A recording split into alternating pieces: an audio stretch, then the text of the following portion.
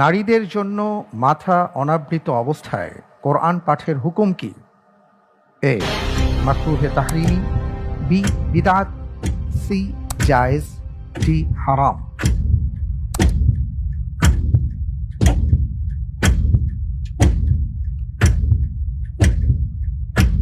আমি উত্তর হিসেবে বেছে নিচ্ছি অপশন সি জায়েজ।